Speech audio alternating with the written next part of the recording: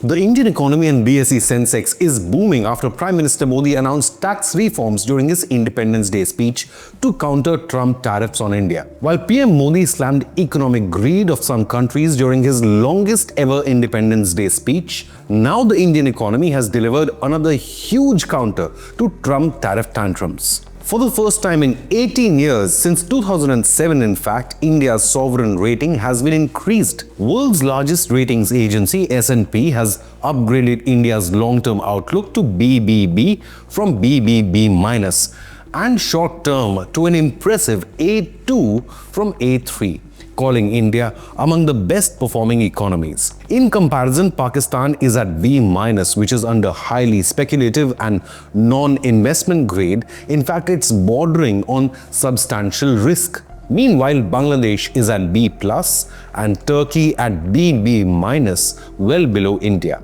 India's upper medium range rating makes it an attractive investment destination and reflects global investor confidence in India's continued growth, despite short-term geopolitical ripples. The rating agency issued a statement on the 14th of August saying, quote, "The upgrade of India reflects its buoyant economic growth against the backdrop of an enhanced monetary policy environment that anchors inflationary expectations," unquote. But what does this rating upgrade actually mean? Now, this means India and its companies to get easier and lower interest loans from global market. It also reflects the country's economic stability amid global economic uncertainty. It reflects the RBI's fiscal discipline on controlling inflation. And all this is bound to increase foreign direct investment into India as it maintains its position as the fastest growing large economy among the global top 50. So is this why the United States has put unfair tariffs on India? Is Trump sabotaging 25 years of Indo-US partnership just to torpedo India's growth as a global economic power? Well, US tariffs may cause short-term anxiety, but in the long term, they should have negligible impact on India's rise to become the third biggest global economy by 2030.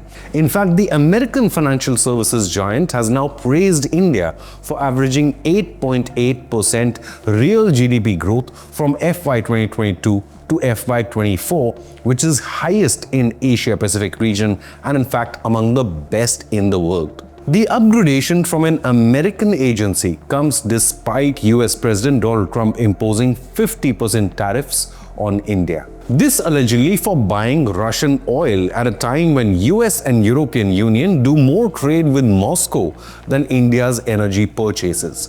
Yet, this did not stop Trump from dubbing India as a dead economy. Clearly, even American financial ecosystem doesn't agree with Trump on India's economic outlook. Hitting out at India and Russia, Donald Trump had stated a few days back that he does not care about New Delhi's dealings with Moscow and that the two can take their dead economies down together. But the markets suggest otherwise. The BSE Sensex was in fact up more than 1% on Monday. Clearly, the investors understand that India is a domestic consumption economy insulated at large from any US policy shifts.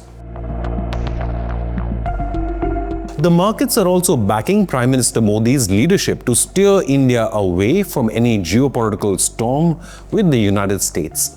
American agency S&P had also in May 2024 revised India's outlook to positive from stable, driven by robust growth and better quality of government spending. In a post on X, the Ministry of Finance welcomed the decision, saying it underscored the stability provided by Prime Minister Modi's leadership. The credit rating of an economy reflects the country's ability and willingness to repay its debts. This is a crucial indicator of economic health, indicating the risk level for possible investors and lenders. In an interview with NDTV Profit, S&P Global Rating Director Yifan Fua spoke about how India's rating could climb even higher if fiscal deficits narrow meaningfully, such as the net change in general government debt falls below 6% of GDP on a structural basis, unquote. Right after the government's announcement of the revised S&P ratings, the Indian rupee strengthened to 87.58 against the dollar from 87.66. The upgrade reflects the rating agency's view that continued political stability and infrastructure investment will support India's long-term growth prospects. Moreover, its transfer and convertibility assessment has also been revised to A- from BBB+ after the agency positioned India among the best performing economies. On India's 79th Independence Day, Prime Minister Modi stressed the country needs to be bigger by its own strength and not by trying to reduce the footprint of another country. Economic greed of some countries is evident, Modi highlighted, without directly referring to Trump or the United States. Claiming that economic selfishness was on the rise, Prime Minister Modi urged Indians not to sit and cry about it and instead focus on building the future. Don't waste your energy to contain the other. Focus all your energy on boosting your own. Economic selfishness is on the rise. No selfishness can trap us, dared Modi.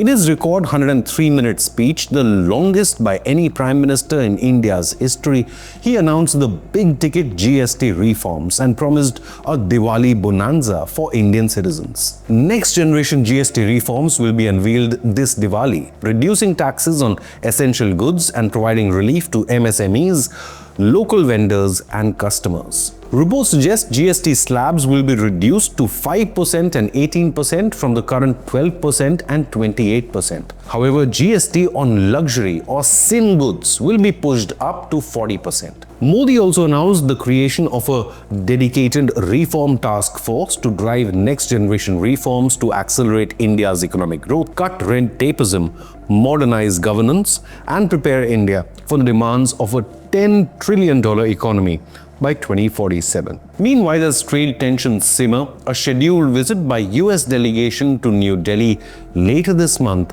has now been postponed. The visit was expected to take place between August 25 and August 29th, will most likely be rescheduled and talks will be deferred to another later date. This also casts a huge shadow now on the fall deadline or the September-October deadline this year. That was agreed upon by the two countries for finalizing the first tranche of the bilateral trade agreement. So far, India had long maintained that de-dollarization is not on its agenda. However, the Trump tariffs are finally making India change its stance and pushing it into a closer economic alliance with China than what the US would have liked. Recently, New Delhi has issued a circular allowing all BRICS nations to conduct 100% of bilateral trade in Indian rupees. Such a move away from the dollar could further isolate India from any unfair and hypocritical tariffs that the White House may conjure up in the future. But what do you believe? Will Trump tariffs fail to contain India's global rise? Leave a comment with your opinion, hit the like button and subscribe to Inconnect News.